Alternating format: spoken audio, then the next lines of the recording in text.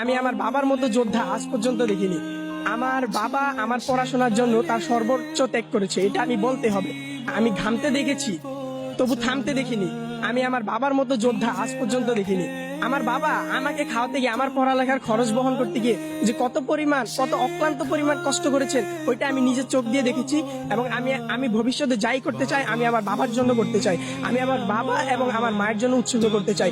কিন্তু আমার জীবনের একটা আফসোস, আমি আজ পর্যন্ত আমার বাবাকে একবার জড়িয়ে ধরে কান্না করে বলতে পারি না, বাবা আমি তোমাকে ভালোবাসি, আমি একদিন প্রতিষ্ঠিত হতে চাই, বাবা আমি একদিন তোমার আদর্শ ধারণ করতে চাই। আমি এই কথাটা আমার বাবাকে কখনো বলতে পারি। আমি আমার তরফ থেকে আমার বাবা মাকে আমি যত সর্বোচ্চ স্থান দিতে চাই। আমার কাছে যদি সাধ্য থাকতো এবং আমার বাবা মা যদি ওইটা চাইতো, আমি আকাশের চারটা যদি পারতাম, আমি আমার বাবা মাকে এনে দিয়ে দিতাম। কারণ আমি আমার বাবা মার জন্য সর্বোচ্চ ত্যাগ করতে রাজি আছি। কারণ আমার বাবা মা আমাকে তাদের সর্বোচ্চ চেষ্টা করে আমাকে বড় করতেছেন, আমাকে মানুষ করতে চাইছেন।